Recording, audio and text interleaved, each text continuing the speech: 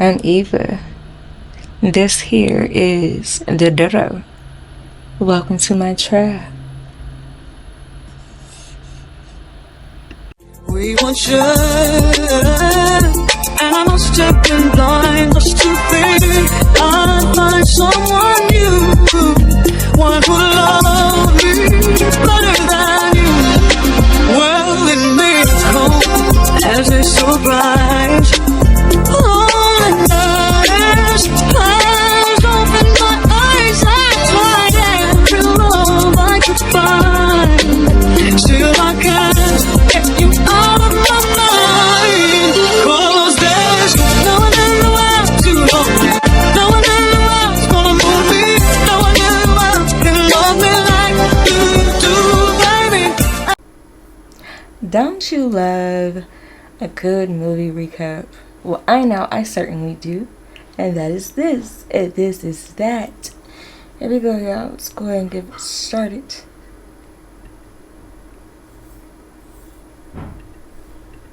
To cover Lovecraft Country, a show starring Journey Smollett. Don't get her confused with her French brother that no one seems to like. The episode starts with Letty sitting in a church while people around her sing and dance. A single tear drops from her eye while watching the people around her. It's 1955. Letty shows her sister Ruby a house that she recently bought.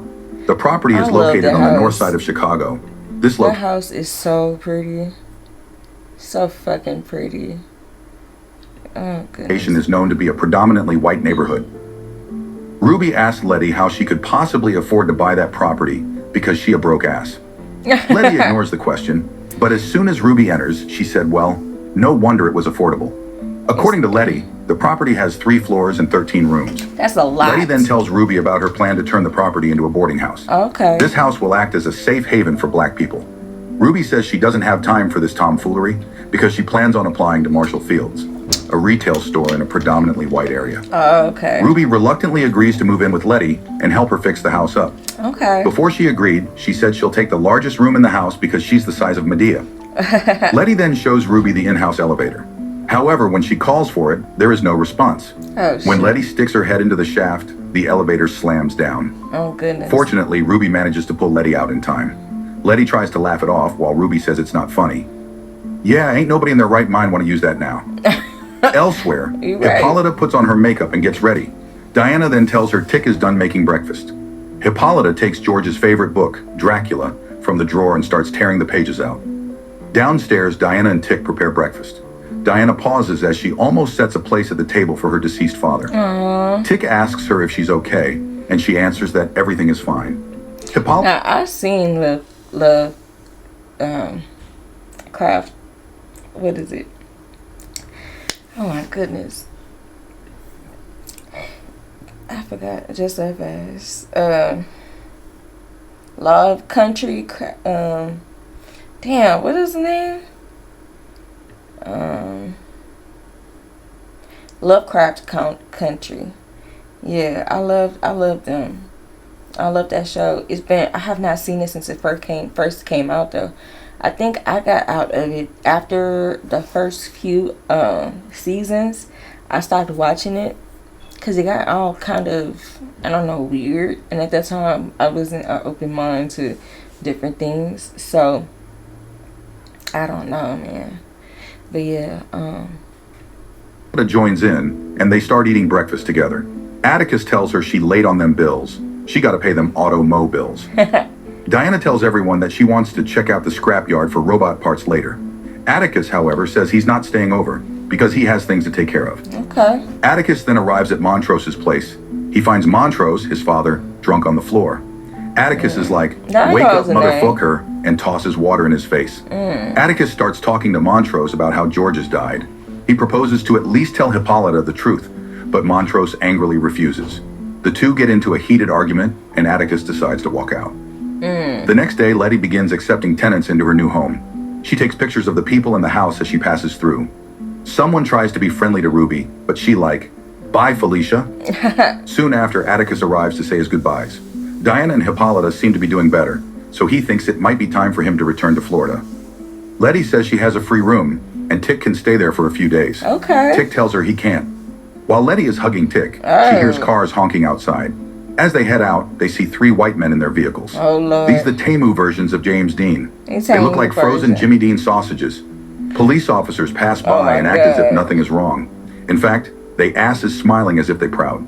Atticus then decides to stick around a little longer. 3 days later, Letty sleeps while a ghost pulls the cover off her. Oh, goodness. The ghost appears as an elderly woman watching Letty sleep. The woman then yanks the blanket off Letty, waking her up. Damn, that old lady just wanted to pound her. Letty gets up, opens the windows, and hears the car horns outside the house. The white people's harassment apparently has been going on for a couple of days now. Letty then heads to the basement to check out the boiler.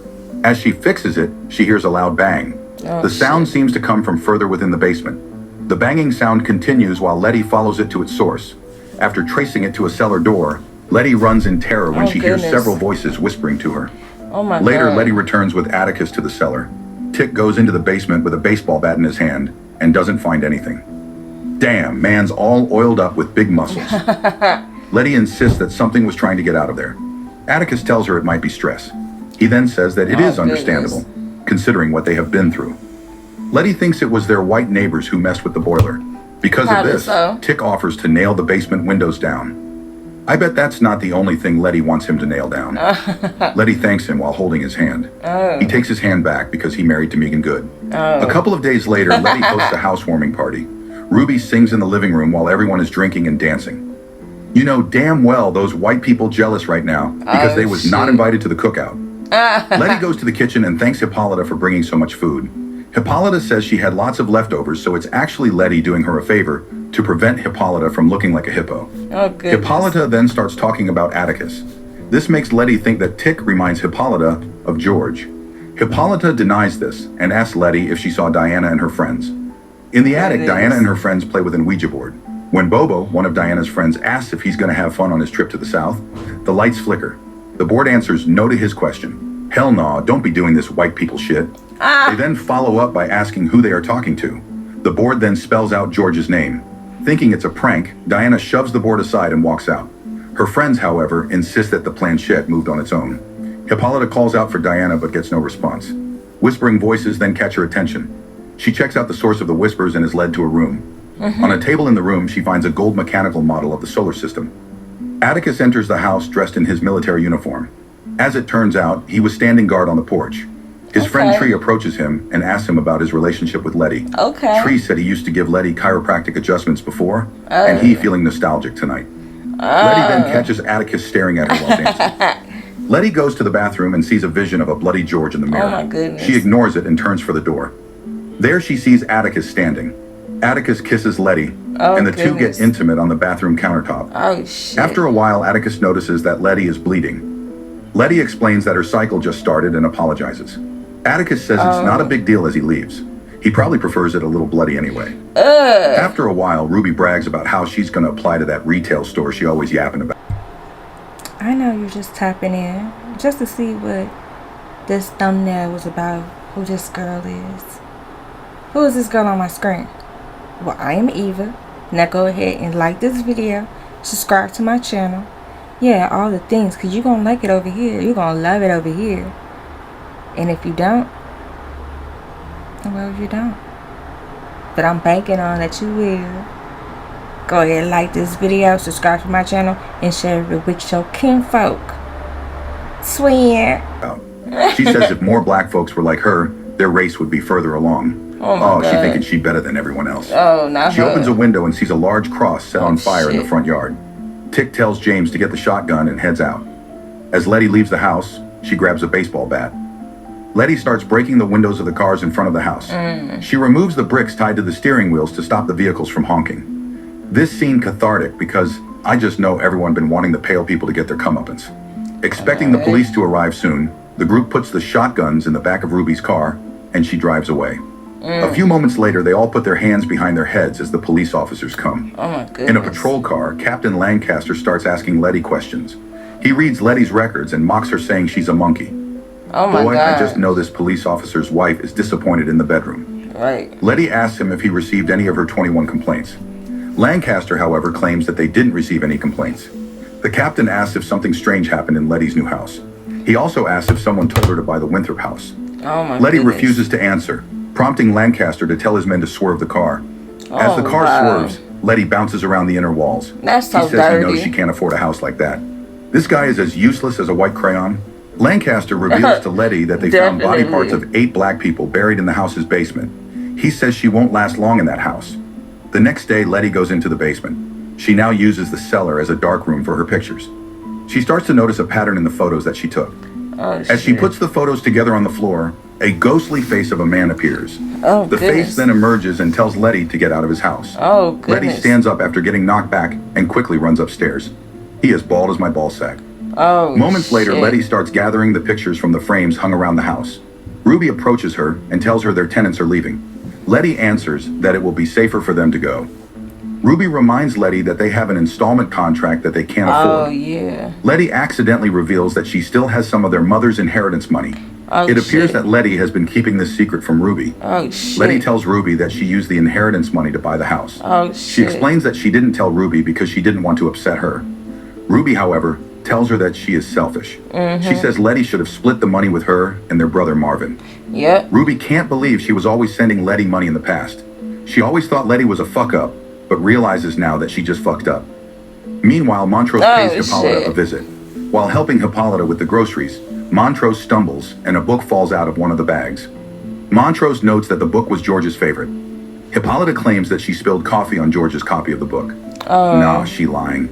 She ripped them pages apart. They talk about George's death. Although she saw her husband's body herself, Hippolyta is not convinced that Montrose and Tick told her everything. Montrose tells her that nothing else happened, but Hippolyta still has her doubts. The next day, Atticus finds Letty at a bar. Tick asks what's going on, and Letty tells him that her house is haunted. She explains that the realtor didn't tell her much about the property. The realtor only told Letty that the house was called the Winthrop House. Letty tells Tick what she found out after digging around. The last owner of the house was a man named Hiram Epstein. Oh snap, that's it, he was related to Jeffrey Epstein. I knew he was Epstein was a scientist at the University of Chicago. However, he was fired for his unethical experimental practices. Letty believes Epstein was experimenting on humans. According to the cop from last night, Lancaster, 8 bodies were found in her basement. Letty found out that Lancaster and Epstein knew each other. She shows Tick a print from the local paper from 1984 showing Lancaster and Epstein together. That's crazy. This is giving me the same vibes as Trump and Epstein's picture. Oh my goodness. Apparently Lancaster was the lead detective in several missing person cases back then. Letty concludes that Lancaster was supplying Epstein with test subjects. She shows Tick the pictures she took around the house. As it turns out, the people from the photos are the 8 dead victims of Epstein. Letty says the victims' souls are trapped in her house with their killer. Atticus fears that the ghost won't stop until Letty is dead. Because of this, he suggests that Letty should move out of the property. Letty talks about what happened between her and Tick on the night of the housewarming party. She reveals it was her first time. After realizing what Letty means, Tick apologizes. Letty says she doesn't regret what happened, and she actually needed it. Oh, Jonathan Majors got that good dick. She then says she needed it to feel something. Oh, I bet she did. Letty tells Tick that she feels like a ghost in her own right. Afterward, Tick and Letty... she needed that back adjustment, get your whole attitude changed. Good back adjustment to do that. You know what I'm saying? I need to be adjusted every now and then, so when I come off as a bitch, this is exactly why I need my back crack, nigga. we do not be acting right. A priestess to rid the house of the ghosts. At the front door, the priestess slices a goat's throat and marks their foreheads with its blood for protection. The group proceeds to the cellar where the presence of the ghost is. They form a circle while grabbing each other's hands. The priestess warns Tick and Letty to not let go, no matter what. While the priestess begins chanting, the lights start to flicker. Upstairs, 3 white men break the windows and enter the house. Armed with baseball bats, they go from room to room to look for people.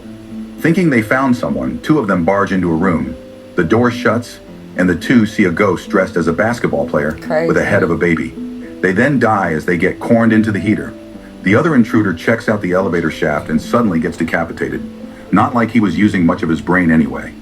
Back in the cellar, the room starts shaking as the priestess chants. As the shaking intensifies, she asks Tick and Letty to chant with her. The shaking stops and the group lets out a sigh of relief. Suddenly, the water pipes burst from above them, and their seals of protection are erased. The group starts to exit the cellar, but the priestess gets attacked. The priestess is possessed by the ghost of Hiram Epstein. Tick runs to help. and Epstein chokes him against the wall. Letty starts calling out the names of the 8 victims. The priestess's body drops as Epstein's spirit takes over Tick.